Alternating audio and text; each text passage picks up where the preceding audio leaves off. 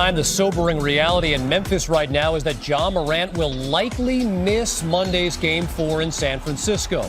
The Grizzlies superstar suffered an injured knee in last night's defeat. Came on an odd play, Jordan Poole seemingly grabbing Morant's knee while going for the ball late. Poole maintains there was no ill intent. Down 2-1 in Game 4, likely without Ja. The definition of tough. I was playing great, feeling great all game, and the grab of the knee is what triggered the potential injury and why we took Ja out of the game. So nothing's changed from there in terms of that was the play that triggered this. And, he's got further evaluation going on. That's Ja who I'm talking about with his knee. But from what I've been told right now, there's probably a really good chance he doesn't play tomorrow. Man, and that is a shot to the gut despite what all these numbers are about to say. The Grizz, terrific in the regular season when Ja wasn't able to go. They went 20-5 without their star. Beat teams by an average of more than 13 points per game. But again, that depth is likely going to be put to the test again in Game 3 in San Francisco. Grizz and Warriors. Series even at 1 game apiece after Memphis took Game 2 at home. Ja and the Grizz got off to a great start. First quarter, Jaren Jackson Jr. true on that. Grizz led by 9. 7-point game. Morant from way behind the arc. Still thinking Jonathan Kuminga can't guard him. Grizzlies' first 6 field goals from the game were all threes. They led by 2, though, after 1. Early second quarter, Jordan Poole drops it off Kevon Looney. Back to what a player Poole has become. Young player in that great free-flowing offense. Dubs led by 4. Late first half, Steph attacking and 1. Golden State shot 70% from the field in the first half. Ja to beat the buzzer. What else do you need him to do? He had 17 in the first half. Grizz, though, down 7 at the break. Third quarter is where Golden State blew this one open. Clay, 3. Lead was 15. Steph to the cup. It's 17. 18-point game. Clay behind a Draymond screen off 1 foot. Get out of town. 21-point lead after that goes down. Late third, it's a 20-point game. Steph stops on a dime. Fundamentals at the rim for the creative, clever Steph Curry. Golden State led by 21 headed to the fourth quarter. In the fourth, Morant draws the double as if it matters. He's fouled, holding his knee after the play. He kind of like lost his footing there a little bit, had to leave the game, which obviously that is everything. Of course, Draymond Green checking on one of the great stars in the league who went for 34 in this game. Middle of the fourth, Poole. I mean, when you got to deal with Steph and Clay and Dre, and then Poole goes for 27. Steph goes for 30 in the game. Golden State shoots 63% from the field in a 142-112 Game 3 win. They take a 2-1 series lead. Third time this postseason, Steph, Jordan Poole, and Clay all go for at least 20 points. The most such instances by any trio this postseason. Unsurprisingly, the Warriors are 3-0 in those games. Steph on a Game 3 win. Everything, we were a little bit more composed. Obviously, they got off to a hot start, making those like 6 threes in the first quarter, start the game. So we had to just kind of settle in. We still had too many turnovers, but our shot selection, moving the ball, let us settle in the game a little bit, helped our defense, and helped us run away with the game. Hey, it's like NBA Tonight circa 2011 all over again. My guy Jalen Rose joins us now. All right, so Jay, the Dubs they shoot 70% from the field in the first half, 63 for the game. They put up 142, 6 guys in double figures. Steph goes for 30. What stood out most to you?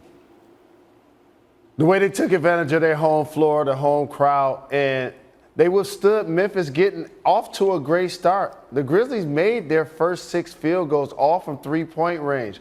And Ja Morant was terrific the entire game, including a shot at half court to end the first half. But then when I realized that the Warriors were still up 7 And I also realized that the Warriors had so many turnovers in the second half. Once they stopped turning the basketball over, they steamrolled Memphis. And I don't have to tell you, KC, because we've talked about this for years.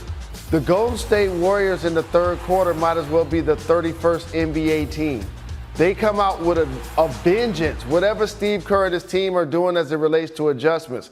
And seeing Jordan Poole play the way he's playing with the Splash Brothers is like a reincarnated version of Run TMC, and it's a joy to watch. And Poole has been unbelievable, really come on as a star in the league.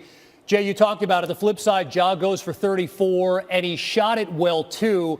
I mean, where else or who else can Memphis get offense from? The struggle is real, and first and foremost, I hope Ja Morant isn't injured. Hopefully he can continue to play in this series. But if you even look at today's productivity, I mean, he's outscoring.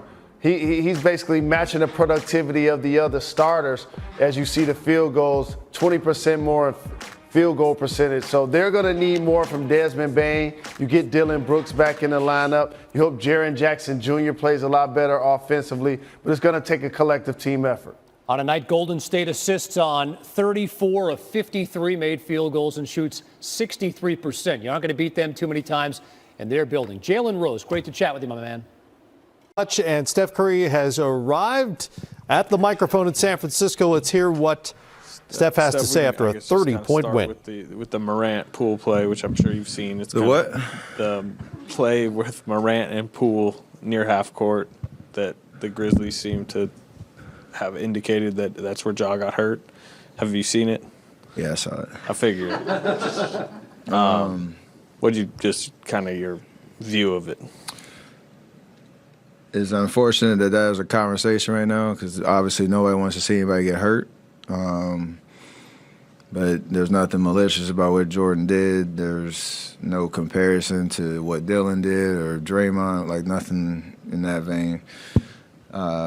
So it's not a joking matter that Ja's hurt, but all the rest of it is just total BS in terms of the conversation right now. So I remember that term they came up with, hot stove contact. That's what it felt like. Keep it moving.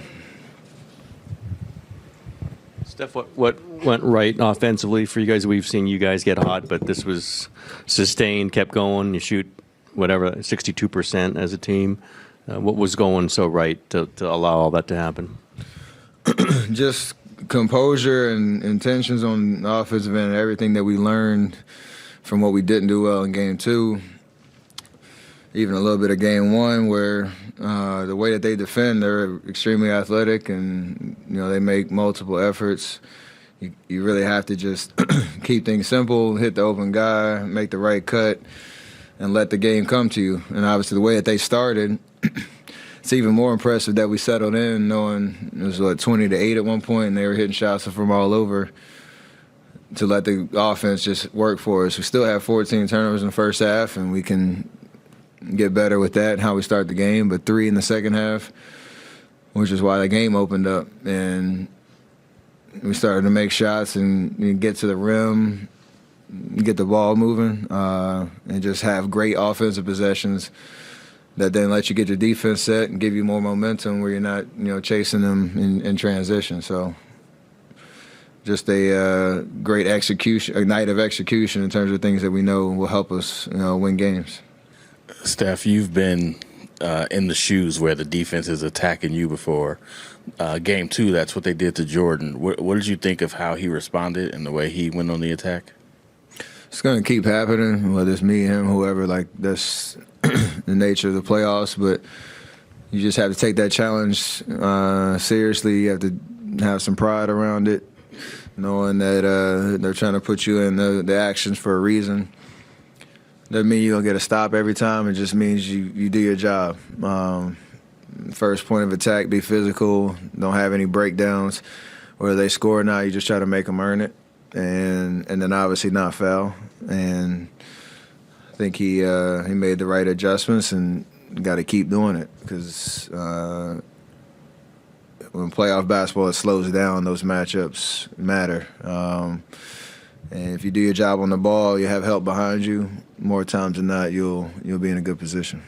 Hey, Steph, how do you see Clay approach his game tonight compared to the first 2 games of the series?